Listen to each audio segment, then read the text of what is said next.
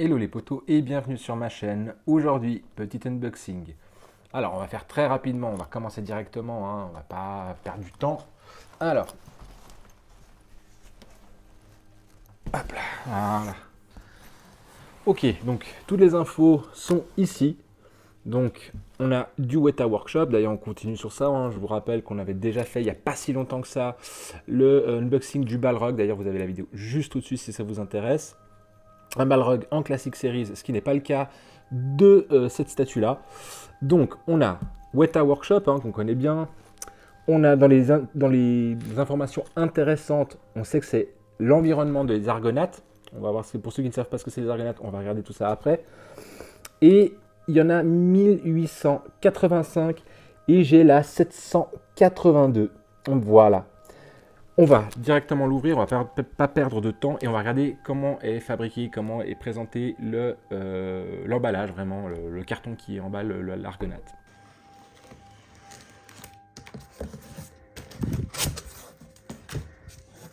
Alors ça y est, j'ai ôté le sur-carton, maintenant on est sur le carton. Alors comme d'habitude, hop là, comme d'habitude, Weta fait très bien son travail. Moi, personnellement, je trouve que c'est à chaque fois, je le dis, c'est toujours, alors on est toujours sur la même présentation de leur statue. On a toujours cet effet noir mat avec la présentation de la pièce en couleur brillante. Mais je trouve ça toujours hyper classe. On met en avant la pièce.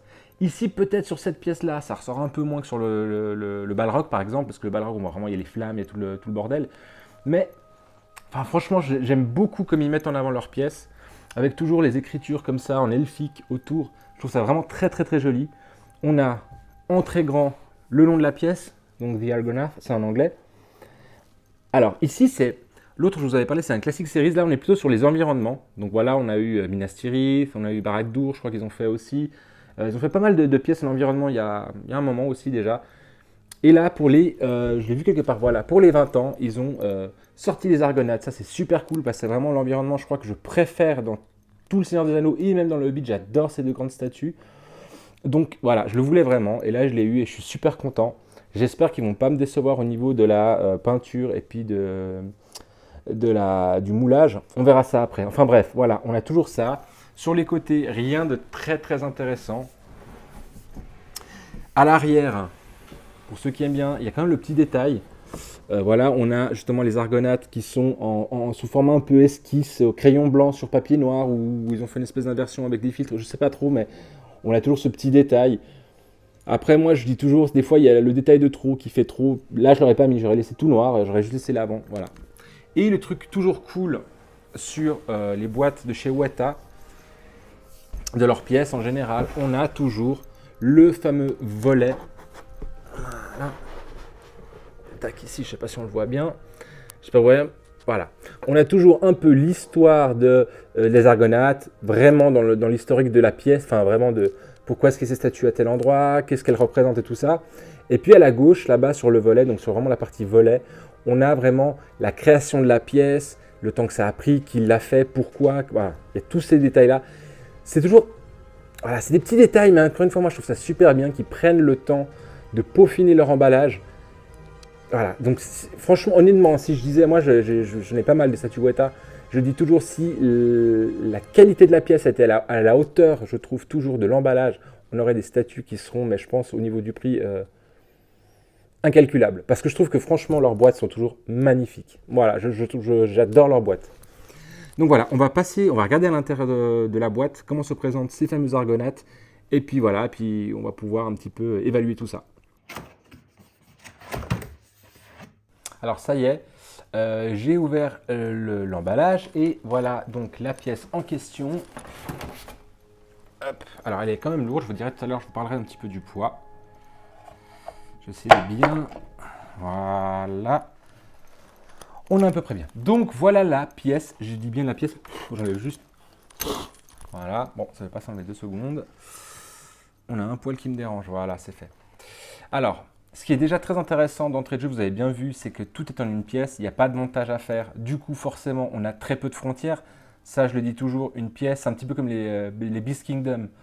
Ils sont très peu, ils ont très peu de pièces à monter. Et donc, du coup, on voit moins les frontières entre les pièces. Ça, c'est toujours bien. Donc ici, super cool, c'est en une pièce. Alors, commençons d'abord un petit peu par parler de l'histoire, enfin de l'histoire, un petit peu plutôt des indicatifs rapides. On a, si je dis pas de conneries, à droite, donc vraiment vis-à-vis de moi, à droite, ici, on a Isildur. Et puis, ouais, celui avec la barbe, c'est Anarion, donc les deux frères, ce sont deux rois. Isildur, pour ceux qui connaissent un petit peu la série, on le voit. Anarion, on l'entend parler une fois.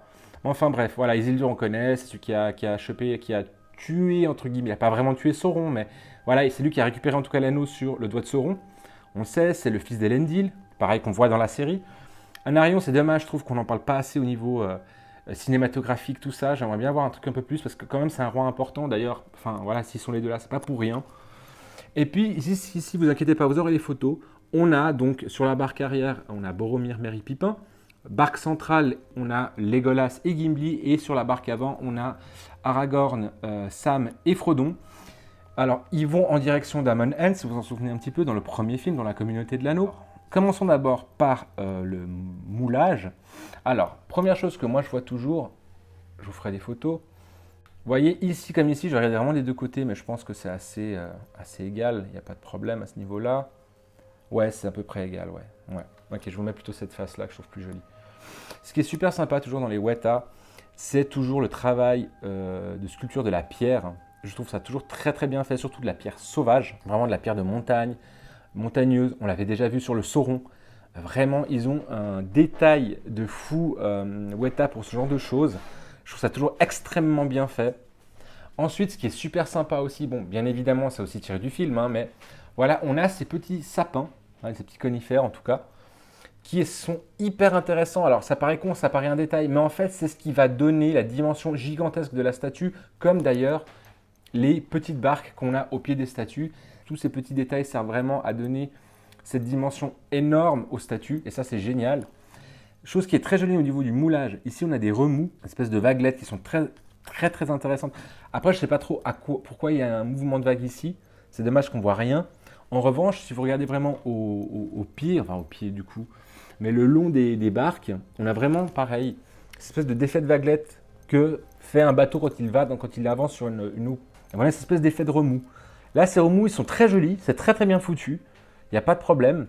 Après, je trouve l'eau un peu plate au niveau de la sculpture. Touche pas, on reste sur la sculpture pour l'instant, un peu plate. Mais ça va, franchement, ça va. Et après, bien évidemment, le plus intéressant, ça reste quand même les statues. Je vais regarder les statues. Alors, je ne sais pas si c'est accurate. Franchement, honnêtement, je ne connais pas en détail près vraiment chaque fêlure des statues. Hein, je ne peux pas vous dire. Je trouve que les fêlures, il y en a soit pas assez, soit je sais pas. Je trouve qu'elles sont toujours régulières dans le même sens. Alors encore une fois, oui, certainement, ça doit être pris du film, certainement. Mais je trouve qu'elles manquent de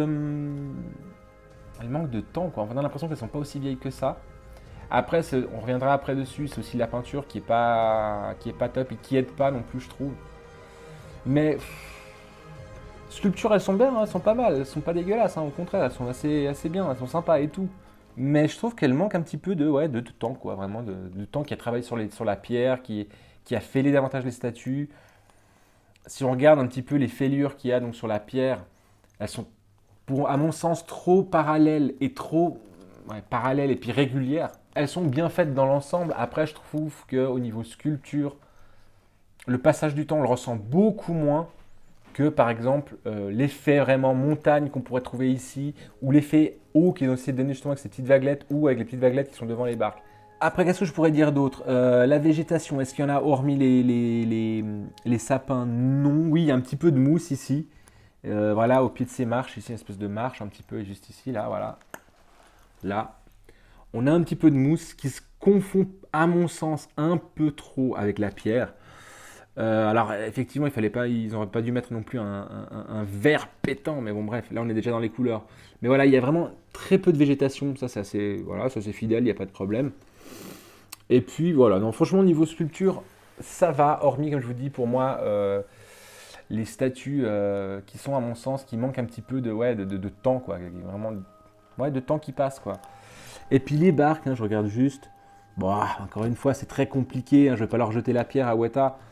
C'est toujours très difficile de mettre en place fidèlement des personnages sur une barque alors que la taille est aussi minuscule.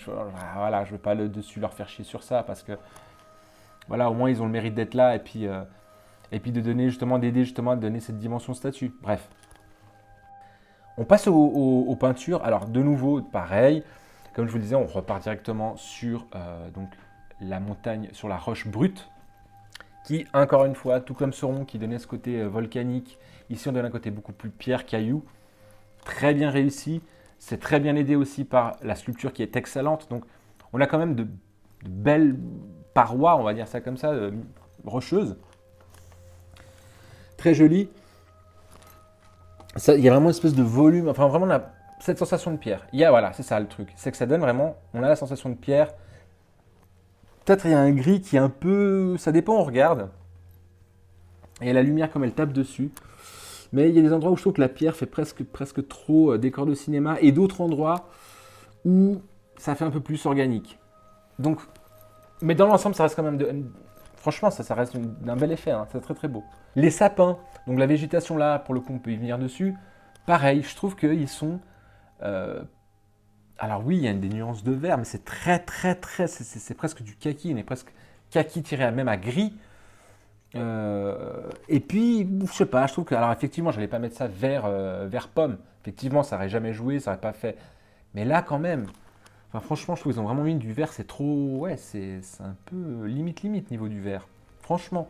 Et même comme tout à l'heure, comme je vous disais, il y a des endroits où il y a un peu de mousse, ou de buisson, ou je ne sais quoi. Ouais, ça manque de vert, quoi. Je sais pas, on a l'impression que des fois, on ne sait pas trop si c'est du gravier ou si c'est de la mousse. Par exemple, ici, on a un bel exemple. Là, avec des lumières, je regarde. Oui, c'est quand même vert un peu kaki, donc oui, c'est de la végétation, mais je sais pas, je trouve qu'ils ont eu trop peur avec le vert. Je trouve que c'est dommage. Parce que si on ne s'y attarde pas, on ne voit pas la couleur. Vraiment, si on ne s'y attarde pas, on s'imagine. On voit que c'est des sapins parce que la sculpture y est, mais par contre, au niveau des couleurs, c'est un peu trop timide. Et finalement, les statues. Eh bien, de nouveau, pour moi, c'est de nouveau le point noir de cette pièce, sans être non plus rédhibitoire. Attention, je ne dis pas non plus que c'est dégueulasse, hein, j'ai déjà vu pire sur des statues, et pas forcément de Weta, mais j'ai vu des dégueulasses chez Weta comme j'ai vu des dégueulasses ailleurs. Mais c'est pas dégueulasse, mais de nouveau, pour moi, il y a cet effet, en fait, quand on voit la pierre. Alors certes, elle est brute, mais quand on voit la couleur de la pierre, les nuances apportées sur la pierre, vraiment sur la paroi rocheuse, et qu'on regarde les nuances apportées ici, on dirait qu'ici, en fait, hormis peut-être les têtes, ça va, mais en fait, quand on regarde vraiment les capes à l'avant, là, ces espèces de capes, ou sur le côté, on a presque l'impression que c'est même pas de la résine, on dirait que c'est du plastique.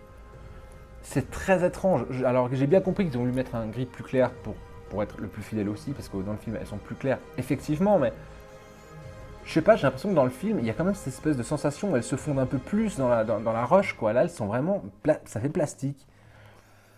Alors après, effectivement, si vous mettez une lumière, qui machin, qui truc, qui arrange, souvent la lumière, ça arrange aussi beaucoup les défauts sur des pièces. Ok, mais là, avec une lumière blanche, je suis pas extrêmement convaincu de la couleur, hein, franchement. Et le pire de ça, c'est que vraiment, je trouve que même pour le coup, les fissures qu'on voyait, qui sont déjà, je trouve, extrêmement régulières et parallèles, comme je vous disais que ça me plaisait pas trop, et ben en fait, elles ressortent encore plus comme étant parallèles, quoi. Donc du coup, moi je veux bien comprendre qu'il y ait 2-3 fissures qui soient parallèles et qu'on les voie bien, mais là, quand même, c'est tout le long comme ça, hein.